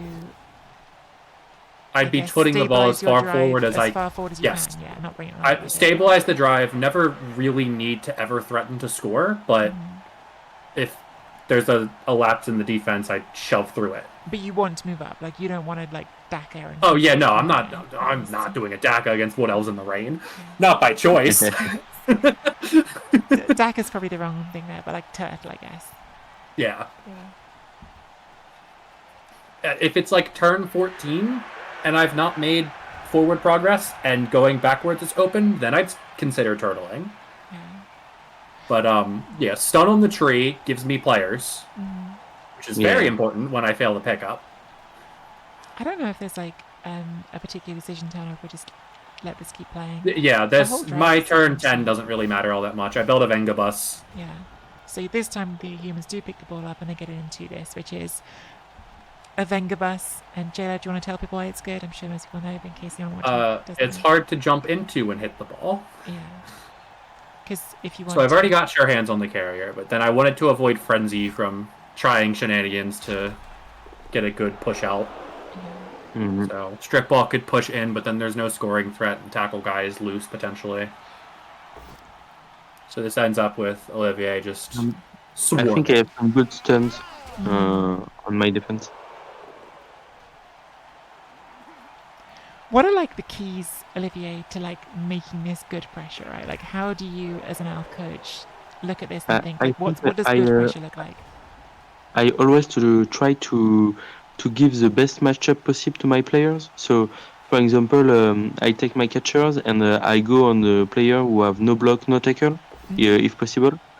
And then when I have to take some risk like this, I think giving the ogre a block dodge ward answer is a good thing because it's hard to make it down, and then it's if I make the ogre block, then he can't be on the cage next turn, and I can put some pressure without the ogre. Mm-hmm. Like some of these seem like they're quite like a high risk of losing a player like that, but I guess the trade-off is that's got frenzy, so at least it's going to take that player out of position for a turn. Was there any thought, J-Lev, to not dodging here, to like finding another way, or was dodging the game? 3+ is scary there, right? The only way I can build a cage is by dodging. Okay. Is because the catcher is not strength 3. Yeah. If the catcher was strength 3, I could have taken that as a block, blitzed in with the dancer, or blitzed the dancer there, and then built a cage with the ogre, assuming it activates. Yeah. So you see, like, immediately how that pressure of the Wood Elves can have an impact, because there's a 1 in 9 chance that they just get the ball there. So yeah, really like good like example of what elf pressure can do. Especially in turn when there's a couple of stuns, like as Olivier said, the stun there and the stun there is really big. I also then use the Troll Slayer to push the catcher into a spot where it's on the ogre, so that way it can't just stand up and occupy the Troll Slayer, because I could use the ogre and suddenly have my frenzy piece back. Oh, I love what's about to happen here. Like, well, it's not right away, but yeah, the gamble to try to get this tree in, I think, is so big. Yeah, I love to. If I play the tree with jump up, is because I want to take some risk with rushing with it. Because like this, if I fail my action, no problem. I'm coming back next turn. And that's a great point. Yeah. Tree rushes are free movement if you have jump up. Yeah. Yeah. So I try as much as possible to move a lot with the. Until you 1 in 12 and break your own armor. Yeah. 1 in 72 even. But that's like a great explanation. So just to pause it again, in case anyone like doesn't pick up fully on what Olivier is saying here. Like, so clearly this is a great outcome now, right? Now you've put strength 6 on players that are strength 3. That's incredible. But the point is that if that rolls a 1 on either of those 2 rushes, it doesn't actually matter that much. Because sure, you didn't get this pressure. That's a shame you missed out. But you've done. Oh, it matters quite a bit. But yeah. But the point is, the next turn that will be exactly as relevant as it would be if it had stopped there. It's no less relevant on the no, it is much more relevant standing now. It's more relevant on your turn. It's not. I'm sorry, I expressed that badly. It's more relevant on your turn. It's not more relevant on Olivier's turn. That's what I mean. It's more relevant because of what happens. Yeah. No, I know it's more relevant here. Obviously, strength 6 on the cage is pretty good. But yeah, if the ogre or if the tree fails one of the rushes, I can blitz the war dancer with my tackle piece. Yeah. And if I won an 81, which I do, I can still dodge the ball and somewhat pretend that it's screened. But right now, after that 181, I'm looking at it like, 4+ dodge, 3+ dodge to not make a cage, 4+ dodge, 4+ dodge, 3+ dodge to Tato, or stay still and just start smashing things. If you can stop 1 second, I made a little misplay on my catcher. We can go against the wrestle 1k is left, and it was a really better situation for me because the Troll Slayer has no good matchup against the War Dancer, but against the catcher it's better. So Yeah. little mistake here and well punished by G-Leave. Yeah, like really small details of positioning. Because if this is blocking here, it can only go here. Whereas Yeah, this way, it yeah. saves you from a bad block. Yeah, really nice. Because this is 1 dice Well, into 1 dice for the Troll Slayer. If I had gotten out of there, I would have been building a cage directly behind where the ogre is now and taking a block with the ogre. And if I get a POW, I'd rather be hitting the Troll Slayer anyway, or hitting the War Dancer anyways, and figuring out how to cover that cage corner later. To say again though, like even yes, accepting that this tree is like massive getting in there, right? Like even if that's true, like there's still the situation that Olivier created before that was that there's another chance you're going to have to do a 3+ dodge with this thrower. And if you keep making that doing 3+ dodges, it'll fail at some point, right? Or you'd also expect me to stun the War Dancer before I have to do a 3+, before I 1 in 81 on a block. The 1 in 81's very unlucky, yeah. Not before I 3+ necessarily. Yeah. But that take route is very important because it means that this elf now needs to assist instead of the tree assisting. Yeah, absolutely. Oh, this was interesting. Actually, like at the time, Olivier, did you think at all about taking this block before taking the wrestle block? Because I guess that's a 1 the dice right dancer's now. on guard. Yeah, but you've got an assist. It's 1 dice. I think I love to go with the wrestle on 2 dice. It's a good choice against a block situation. A lot of I think it's 75% to take down the board. 75% down there, and it's that's a really good odds for me. Much better recovery. The only reason I'm asking is because you say it's much better recovery, but this blitz direction pushes into these 2 squares, whereas if you did get the 1 dice that way, you'd get a good one and you could still hit it if you really got a push. I'm not saying I'm right. I'm just curious, like if that was something you thought about. So let's play the fun game of figure out what sacks the War Dancer. Where is the Tackle Blitzer? Where is the Frenzy Feast? And where is the Wrestler? If we get the ball on the War Dancer, Tackle Blitzer's on the tree. Okay, yeah. If we get the ball on the War Dancer, what sacks the War Dancer? Yeah, sure. This is definitely like the safer knockdown as well, right? Because that, if you roll a double skull, is a disaster. Now pause it here, please. Yeah. If you were allowed to re-roll that scatter catch, that 6+ scatter catch, which you can in tabletop, would you have re-rolled it? That's a really good question. I'm not sure I'm doing this because there is a lot of other scatter who are not really good for me. So I think because I am only 2 rerolls, maybe I don't reroll it. Because that is what I came to as well. But when it happened, you also stepped away for 2 minutes or something, or like tried to see if there was anything worth doing for a few minutes. I'm thinking to myself, well, would I have rerolled that because like I just want to get the ball on the dancer? I don't know. I noted it down in the little chat I had, which wasn't used for anything other than like me telling the mentor during a game, like, hey, remember this moment, because I'm going to ask you if you would have re-rolled that. Yeah, I understand. The problem is if you re-roll it and then it scatters here and that human catches it, you feel like an idiot. Yeah. To be fair, it is a 6+ catch for that catcher. Yeah. But yeah, we get into a bunch of silliness where I immediately get a 2 dice back, immediately double skull it, and then immediately scatter catch it on a dwarf. Thank you for the raid, Malus Caliber. I think that was very apt. The trees are moving because the tree has been moving. Well, the tree rooted. Well, it moved first, and then it rooted. It was tagged. Yes. So yeah, this is why you didn't want the scatter catch, because it gives the hit straight away. Yeah, it's a straight 2 dice, and then I can actually free the thrower to pick it up. Yeah, and then so. And then I just catch it instead. I'm like, oh, that's okay. Would you have re-rolled that one? I don't have a reroll, but no. Okay, yeah. Ball not on elf. Ball good. Yeah. Because again, J-Lo doesn't need to win. J-Lo just needs to draw. Yes. Yeah. One of the nice things about the ball not being on the thrower, which, normally the ball on the thrower is good, is that if the ball goes down, the thrower is standing.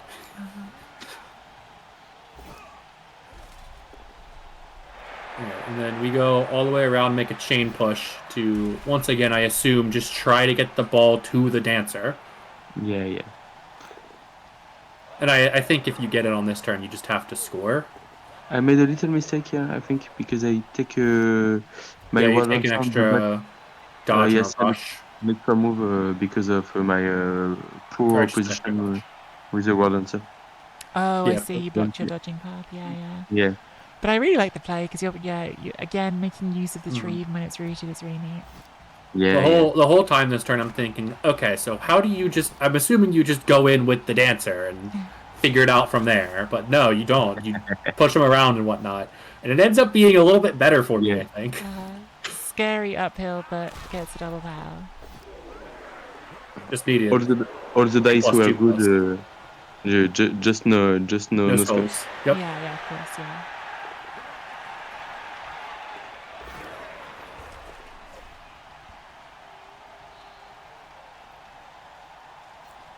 This is this turn. Blood I Bowl. really Sometimes- like the solution I gave for this. Yeah. This was good. a turn that Jimmy highlighted because Well, this is the most important turn of the game. Should I let it play, or do you want to say anything before? Oh, just let it play. Let it play. Because the chain, like the chain push, I think nobody's going to debate that you do the chain push that I end up doing. That was a really and good the hit play. with the tackle dancer, and then everything after that is up for debate. So you're chain pushing with the ogre. You're getting the power, which is obviously nice. Get the POW, which is amazing. And then I put the tackle guy onto a catcher to clear the ball. Yeah. Now pause it here. I'm curious as to why you didn't scatter the ball from here, because I'm set to clear it. I know, but I was like, maybe a 4+ can fail, and I want to know where goes the ball. But maybe the best decision was to go on the ball here. Yeah, I think if you go I on was the like, ball... I was like, you have no reroll, and you have to make a 2 dice without block at the end of the turn to clear the ball. So I was like, maybe something will fade, and I could use it. And I don't give you free catch with going on the ball. Yeah. I think the no reroll part of that is definitely fair, isn't it? Like, because you need to do something about that. So I actually don't need to do anything about the sidestep catcher. Yeah. Because are you trying to get the ball and then run over this way? I guess. Okay. Yeah. Yeah, I'm trying. So right here, pause it again. Yeah.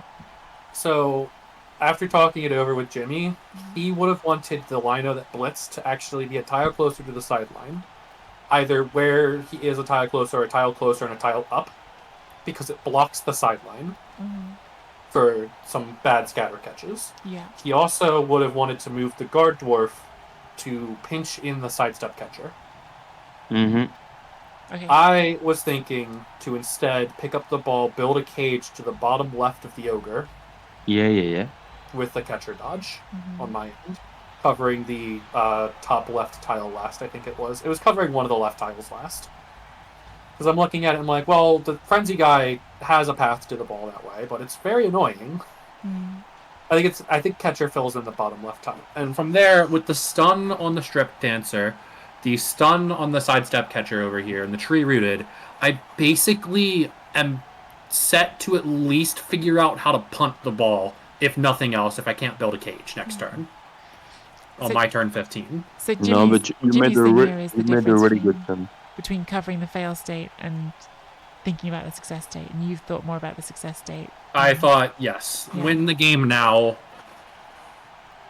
But yeah, Jimmy would have built the cage where the thrower actually is right now and just not hit the sidestep player at all.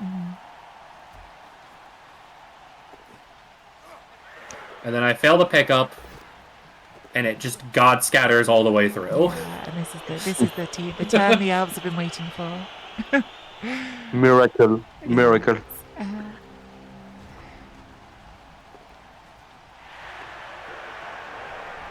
So if I have the dwarf back, or if I have the line out, he can't stall like this. He has to blitz the lino, who would have been a tile from the sideline, as part of the dancer's movement, and then he wouldn't be able to stall in the area where the sidestep catcher is.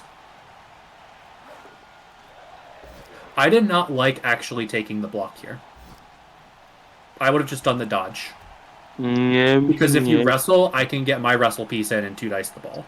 Or at least 1 dice it. 6, 7, yeah, okay. Yeah, I can 2 dice the ball with my wrestle piece. So you're basically turning a 2+ into a 3+ because the wrestle is... Yep. Yeah. Yeah.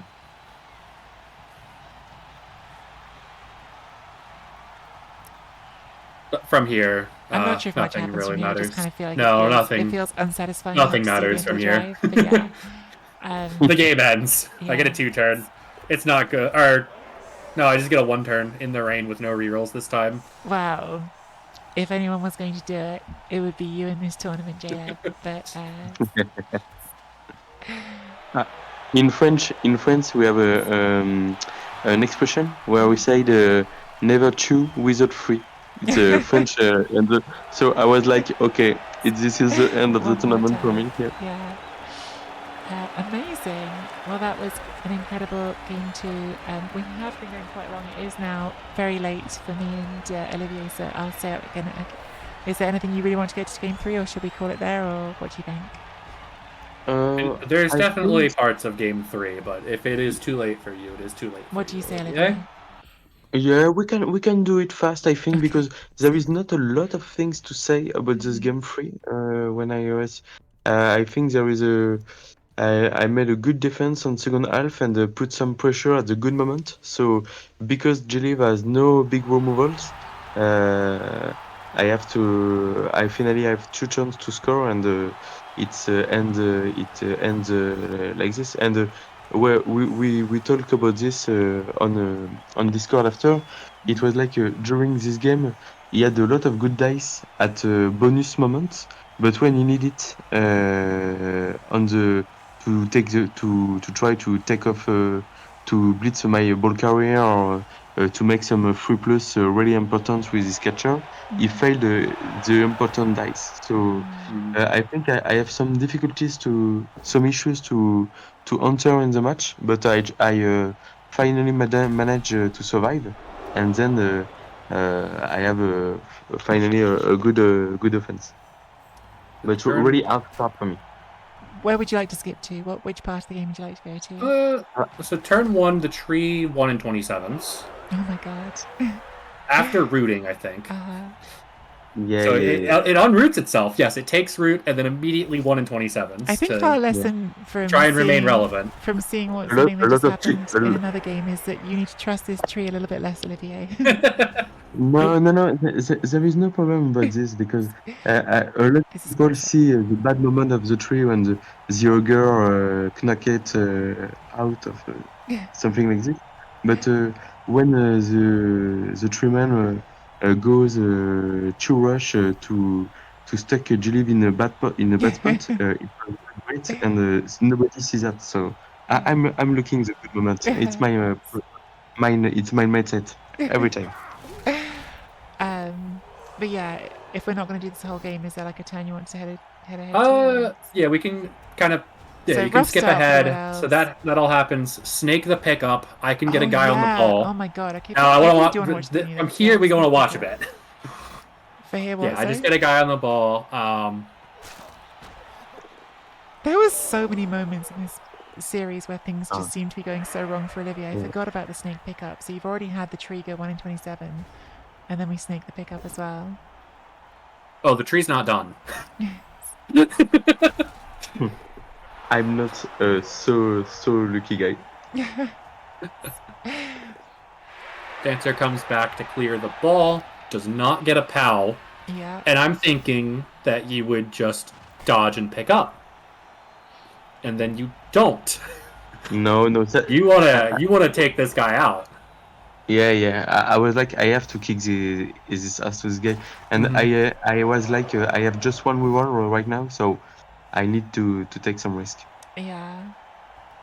I actually also think if you do the dodge there, you've got 2 2+s stacked, so you're going to dodge and pick up, and you've only got 1 reroll. Yeah. So I think what you did in some ways is safer. But this is not safe. It leaves the ball safe. Yeah, this is not safe. We just missed it, but the tree double scolded and KO'd itself. That's terrible. Terrible. Only the good moments. Here's a question: where could this go that's better though? Like where else? That was the best spot for the ball. Yeah, that was the best spot for it. Unless you want to hand off to the sidestepper, but that was the best spot for it. Handing off to the sidestepper is not awful, is it? Because then at least you can sidestep into that. Maybe handing off to the sidestepper means that I just bring the guard piece in and blitz it with my catcher, so you can't do it. No, But I think yeah, that is the best spot for it, and then I goof on this turn. yeah, I was really lucky. The only other thing, just to go back, since we're looking at it, could you have moved this wall answer further to cover this? No, because there is a troll slayer, so if my ball is protected, but Oh yeah, you're just serving it. I lost one of my Well, best players. That's hang not on. good for me. Is that true though? So you go 3, 4, 5, 6, 7, 8. I could have double rush surfed it from there. Double rush. Okay, yeah. I think he would have done it because it was really a good thing for you for G. Yeah. I don't think I would have done it. You think so? Oh There you no. go. No. Okay. I think I would have just tried to frenzy the sidestep catcher. Mm-hmm. What I Okay. should have done is not autopilot and stand up the tackle guy at some point here. Yeah. So Yeah, I autopilot some moves like base some elves, and then stand up the guy on the ground. this one. He needed to blitz the ball. I'll go for the side because it's a little bit hidden by the icons. This one Yeah. here. Because what you do is hit with this one. Yes, I do a dodge with another lino, and then a rush with the dwarf to hit the ball. Yeah. Mm-hmm. If you make a dodge, you have to do it with a block tackle. Yeah, I should have just dodge, rush, 2 dice the ball with tackle and no loner. Because I'd re-roll that for a POW even, and then I have the catcher can swoop around the back, scoop it, and get in the end zone and get me out of here. So yeah, the problem with these players, which if you haven't played OW8, you might not know, is they have loner 3+. So double skull for JLev, and then JLev tries the loner and it says no. I mean, you rolled 3 ones in a row. It's going to probably mess up any money you have, but that's Yeah. Yeah.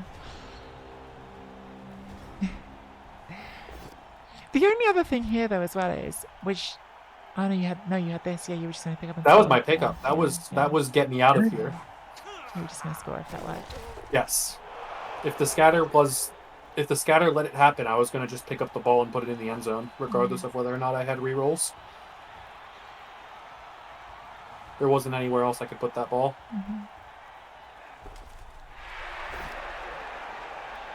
So I think there is not a lot of much to say during the rest of the half. Maybe the turn 7 of Gilly. So go back at the beginning of my turn here. Your turn. The one coming up or Yeah. the one just happened? No. Go back one more. So right here. No. Forward 1 half turn. My turn. Okay. So I put 3 guys on this wrestle piece out on the right. That needed to be 2, and I needed to be more central. Because I just didn't count it out. I wanted 2 on this piece as a breakaway, 2 on the guy up there as a breakaway, and then I wanted to occupy the middle far enough away from the tree.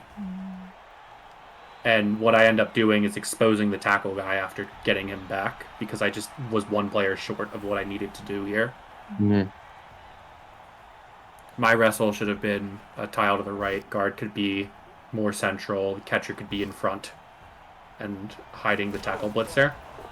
Because what you end up doing is you just hit the tackle guy and kind of shove through this.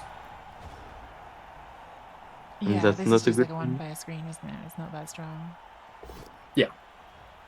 And the tree's always getting up even if it roots. Tree roots for the third or the second time in 4 activations. Yeah. Oh, that's actually a And question I should have asked at the time. Olivia, you Tree spent your collaborate. apothecary on that tree. Did you think about not doing that, or was that an easy decision? The tree is very annoying when I put block on an ogre. Yeah. If I just had guard on the ogre, it would be a lot less impactful because I just wouldn't try to fight it. But I want to try and fight the tree so that it doesn't play the game.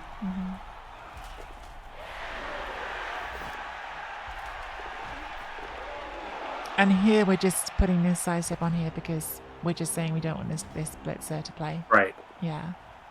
Yeah, I don't like this, but I need to win some time and some field occupation. See, I thought you were going to come into the middle that turn and blitz that one, but you came to the outside. That was a little next turn of G-Leaf is a little greedy, but I like it. But I think maybe you can stop me without doing this. I don't know.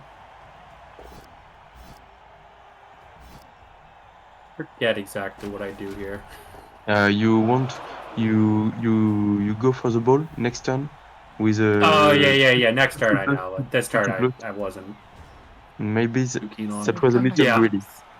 I didn't see myself doing anything else important because the tree's in an annoying spot. I can't get players in front of this that matter. I know. So I probably still should have just blitzed the sidestepper and based the ball. Yeah. Force your blitz. Instead, I try to run around the outside, get the ball down, hope for a decent scatter, and then I have the thrower in this line-o to pick up and pretend it does something. And then 3-2-2-2, fail a 3, fail a 2, fail a 2. Yes. I think when you combine that with that, it's unlucky. Although having said that, Olivier started his drive with a tree weighing 1 in 27 and then a snake pickup, which is what puts the whole drive in the position to begin with. So I mean, I snaked a 2 dice on the ball yeah. and then failed loner. But what I'm saying is, like, that position doesn't happen without the snake to begin with. Right. So both of you have had some really bad luck. Like, both of you had it at different times. Yeah. I made an extra dodge on this play. My bad. With my ball carrier. Oh yeah, ball carrier does an extra dodge. Oh, because you didn't use all your movement. Yeah. Yeah, pretty. I have a plan at the start of the turn, and then And then also the order seemed weird to me, because I would have moved the wrestle piece first. No, because I want to maybe I want to. Oh no, you needed to rush anyways. Yeah. But then I'm looking at this, and I see that I can still at least 1 dice the ball. Yeah. That seems good. And a push puts it out of range. Push puts it out of range, so I can base everything in range.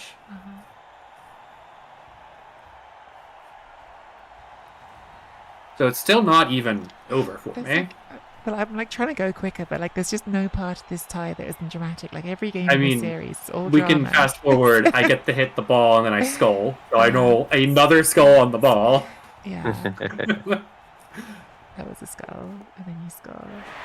Oh no, did I fail the dodge? No, you failed the dodge. Roll 2. You take the good decision by going for. I'm thinking later in the game where I skull out with the catcher later. So I've set up meticulously for the quick snap 1 turn.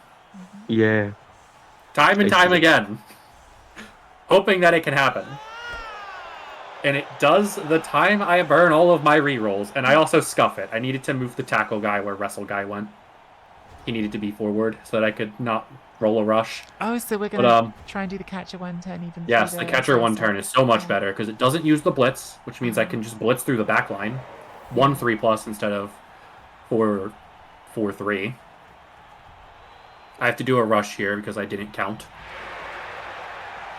So yeah, we've got side everything in, which is why JLab has to fill every square. And then you're going to hand off here, Vikram. Hand off, hit, so the bring the halfling in. Oh, you so annoying, hit pause. I just want to show like what we're thinking since we're doing So fill everything. The thrower and the halfling then fill the last 2 tiles to the right and front or back right of the catcher. So thrower and halfling going here. Yep. So and then brawler guy using brawler because I don't have rerolls tries to get a push. Other brawler guy tries to get a push. And then I'm in range. I maybe have to dodge, and then I have a 1 dice on a catcher on the at the back. So this is pushing into here, into here, into here, and then this one will push into here, and those squares have been filled by the thrower and the halfling. And now we're going into the second half, into my offense against a full team of Wood Elves, which is not where I want to be. I think I remember like saying at this point, because I was on Jimmy's channel, like this is like the first point in the entire series where the Wood Elves are I get to play like a normal offense. No, but when the Wood Elves are actually like on top, like this is the whole series. Olivier has either been behind or tied, and now like I think for the first 6 turns of the game, Olivier was very far ahead. And then he snaked, and I killed a War Dancer. But yeah, this goes for fairly standard offense for a bit. I can't make a push because I can't get a removal. We're seeing exactly what I said with the sidestep catcher on the sideline. Yeah, looking at that. So I just go central and I say I'm not trying to play the sideline game. Yeah. I like that. I'm going to start doing that. I haven't seen this. Yeah, And he's got two of them good. so that he can swap them on the sides. Like if I'm near one side, the other doesn't have to be on the sideline. Yeah. It can put pressure in, which is why I'm just like, okay, I have to go central here. So yeah, we're on turn like 11. There's no removals at all. Yeah, I start. I love walking down. the play. I love the way G-Leave neutralize two of my players here by just making cage on them down in the bad spot. Mhm. They're my elves. Yeah, yeah. I was gonna try and figure out if I could foul that war dancer, and then you commit a lot to make sure I can't. No, not possible. Yeah. But because you commit a lot to making sure that I can't, it lets me get behind the tree on this next turn. But there is no problem for me if you kick the tree. Yeah, I'm just trying to basically get an offense going because you still have 11 players. I need to shove when I can.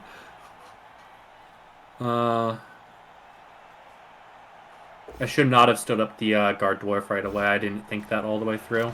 He'd be better on the catcher. It's just like, I understand. It feels so bad that you're having to keep fighting this player that's just going to jump up again. Yep. Yep.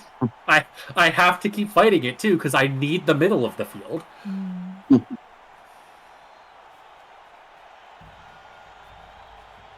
Get a cage in, and then I say I don't care about your sidestep. I need to start slamming things. Yeah. That was a good turn. A good turn. You see the opportunity to get in front. Move on. I can't remember. I'm at least threatening a score right now with the catcher, even. Like, I know how the game ends, like who wins, but I can't actually remember how this ends. So.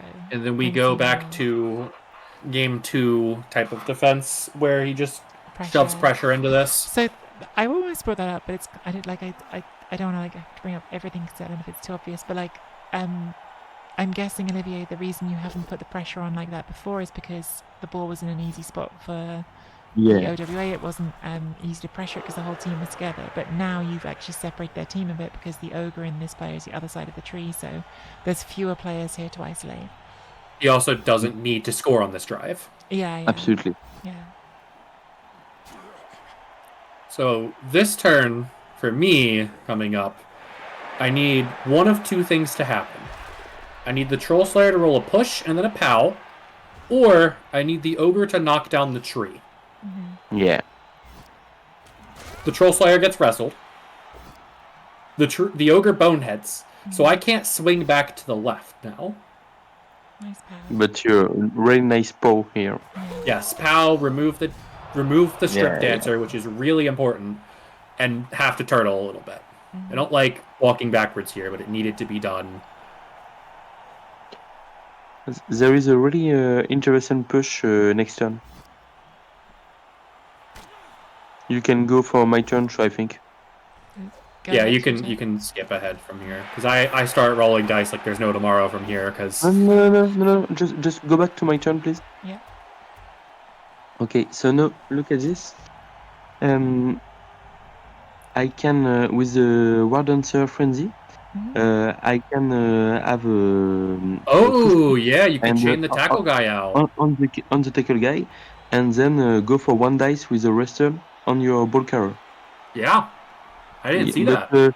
Yes, but I see that. But no, maybe I don't see that. But I was like, I'm not interested in because the player which is in your field from my team is a lineman, so I can't make anything with the ball. So I was like, I just want to win sometimes because I'm in a good spot to stop your offense. How are you doing that push? Sorry. Okay, so Frenzy hits the dwarf to the right. Second hit pushes into the tackle guy. If you get a pow on the second hit, it opens up a no dodge path to the ball. But how are you filling all these squares around the tackle guy? You just need to fill the two squares in front of tackle guy. No, the two catcher. The two catcher. Yeah, the two catchers go directly in front for a T shape. Yeah. One in front yes, one here and one case behind. behind. Behind here. Okay. No. Go down being right. Blind. Okay, so Okay, right. this catcher, Okay. where's it going? This catcher touches tackle guy in the one spot. Yeah, this catcher. The other where's it catcher, tile behind him. going? There. Yes. Yeah. Oh. And then you push POW. I'm trying to make a box here. It's so obvious when you say it. Oh, yeah, wait, yeah, you actually yeah. have push POW, and then if you get the POW, you can actually 2-dice with your lino, and then get 2-dice on the ball if you POW the tackle guy. That's really cute. That's actually really again, obvious I was like, I don't want to. Maybe that was a good decision. It could be, maybe. yeah, it could be an overcommit though. Like Yeah, if it yeah. goes wrong, Yeah. I'm in a bad spot where I have 3 turns to score from here Yeah. against 10 elves still, or 9 elves still, and I don't really have players forward. That's a conversation I've heard like K-folk having before. Like, you don't always need to like be so clever. Like, you don't always need to go for the most clever Exactly. play. Like, this is I really like seeing this because it's a really clever play. But actually, you don't necessarily need to do that right now because, as you just said, you're in a strong position anyway. It's a lot of dice for not a really good plan in overtime format. Yeah. Yeah, and rerolls are really good. I don't want to use my reroll. I really don't want to use my reroll. Because you might have to do a 1 turn, or you might need them later. Like, there's a lot of game that can still happen. And I have some confidence about the fact that maybe Jelivny can't score easily a turn 16. So I was like, I can do something. I know the real reason why you're confident. It's because these two are over here.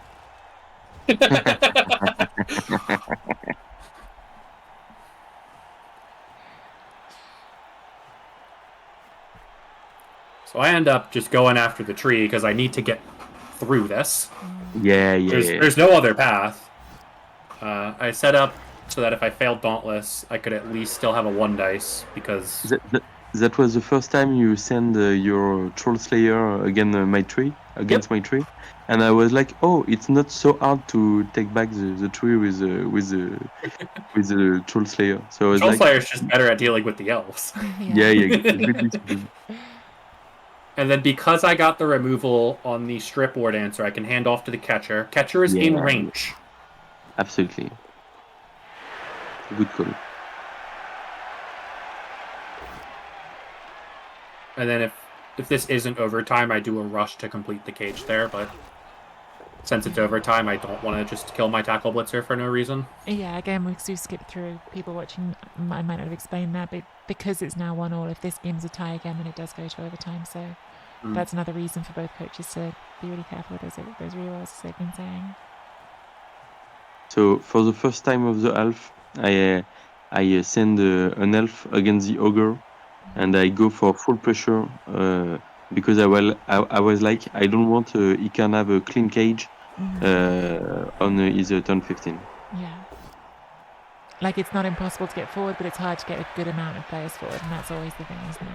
So going into this turn, I figured out that if the ogre gets a moving POW, and then the tackle blitzer gets a POW on the ward answer, I can build something that almost looks like a cage. So when JLF says moving POW, he means like... Not a both down. Yeah, not a both down. I needed the ogre to move a tile forward because I could then... I'd be basing the catcher as part of my cage, which is why I say almost a cage. But it would be a cage. There wouldn't really be a way to get in the back of it. But that doesn't happen, so I'm like, well, I kind of just need to score. But it's overtime format. Let me try and kill an elf. That would be good. Oh, there's a reroll. With 2 rushes still, just to try and force overtime. And it's not great that I have to do a 2-turn defense against Wood Elves. And then the kick, I think, doesn't help me either. No, and I make a 2 on 3 KO, so that's a really good result for me at this moment. So you've got 9. I should have thought a lot more about fielding the halflings for this.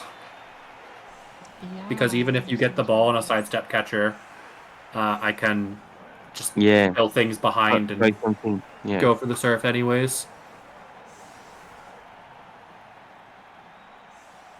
So I made the all-in situation here. I was thinking like it's my opportunity to win the best of 3, so let's go.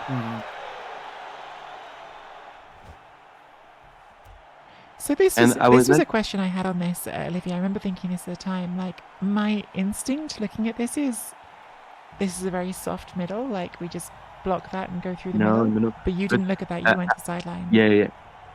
I was asking myself what's the best solution, but what I love really much about going on side is like the two players on the left side are totally useless and the dwarf are really hard to come back to the play. So I was thinking it's a little more risky, but high reward again. So and I was like, should I reroll if I failed the pickup for example? And I think I would have rerolled it. So all about the high reward, because this is going to be a 1 dice, isn't it, to get round here? Absolutely. Yeah. Mm-hmm.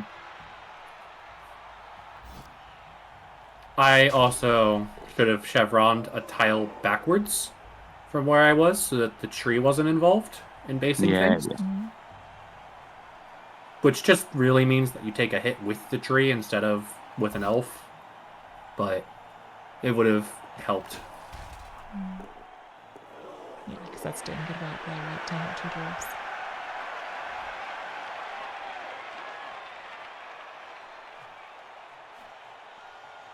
And then we do an anti-dive surf. Yeah. I remember when I was looking at this, I thought you were going to hand off to the sidestep, but this does a pretty effective job of stopping you from doing the dive in.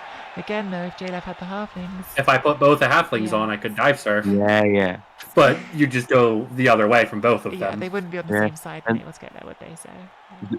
The ogre and the tackle are really far from the ball, so I think it's a really interesting play to try because anyway you need to Pause it here. you need a paw here or block. Block was So no, block wasn't good. yeah, It was paw. if I get a block, if I get it both down, I have a 4+ jump to 2 dice Yeah, the ball. Nice. yeah, If I get a full POW, I have a 3+ jump but to 2 dice yeah, the yeah. ball. Yeah.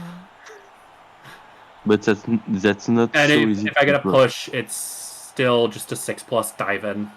Yeah. So I think it was worth taking the 1 dice. Yeah. It's a 2+ to not go wrong, right? So, and it's got a great upside if you get the power. Like 4+ is a lot easier than 6+. So. And finally, I end up the hard matchup. What an incredible series of games these were. Like genuinely, like so much fun to watch. It's kind of the rough end of the competition is obviously only one person can win, which means someone has to lose. But they were really, really fun for us to watch. So, thank you both for playing them. Yeah. Thank you, Julie, for the attitude. You kept the smile with a bad soul match. I think on dice you have some removals really late on the game, so it was too late to try to ball control, and then it gave me the opportunity I need to take the win. But it was really a really great match, and I think on the free match you made a lot of great decision, great risk. I love the way you played the best of. Thank you. Yeah, it was a lot of fun. This was potentially the best 3-match series I would probably ever play of Blood Bowl. Well, both in skill and like how much fun it was. Just to think like not even just the fact it's like, oh yeah, I can throw a halfling and it works, and that's not the fun part to me. The fun is like all of the thinking and back and forth of like having to figure out how do I play this into, oh, I haven't gotten removals, or oh, he's just decided to surf my Troll Slayer on turn 3.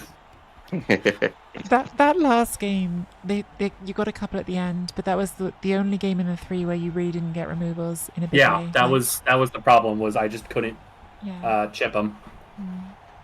I think the chance I have on the best of 3 is that G-Live had some removals, but never too much. And I always have some solutions to find a way to play and to be competitive with the elves, because when you are 8 or 9, it's okay. You have a really easy offense, and you can make some things happen in defense.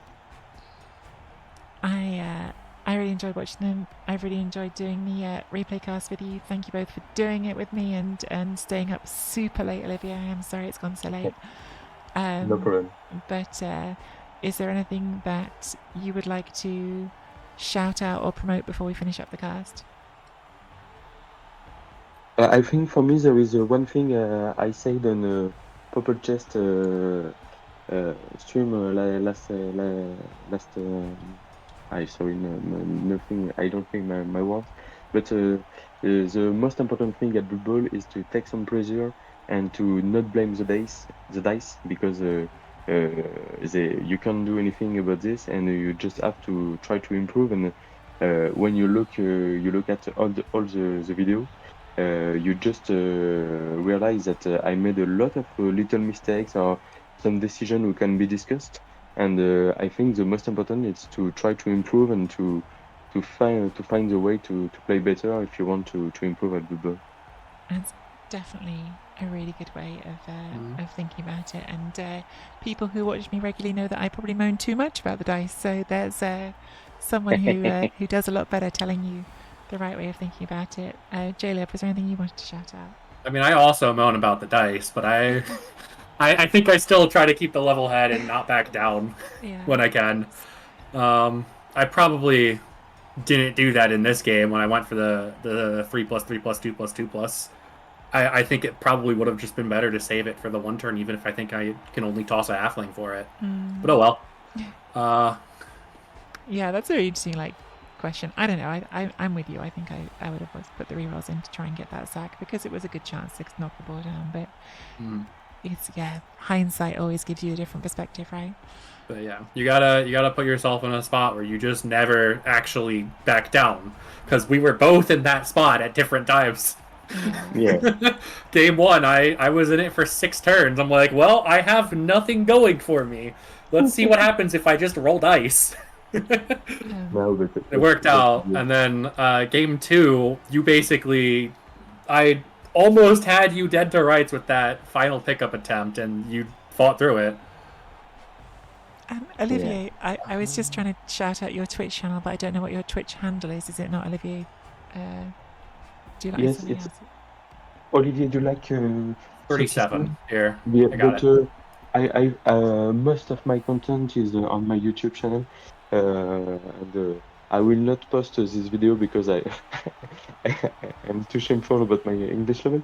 But I will I will put a link of your video because it was a great moment, and I think it's a really interesting to just take. Play Blue Ball is really great, but sometimes just take a move back and look at what you do and what you can improve is better sometimes. Yeah, I think it's super interesting. I hope people enjoyed it. I can see Really nice, and really nice to have the moment. that's the YouTube really cool.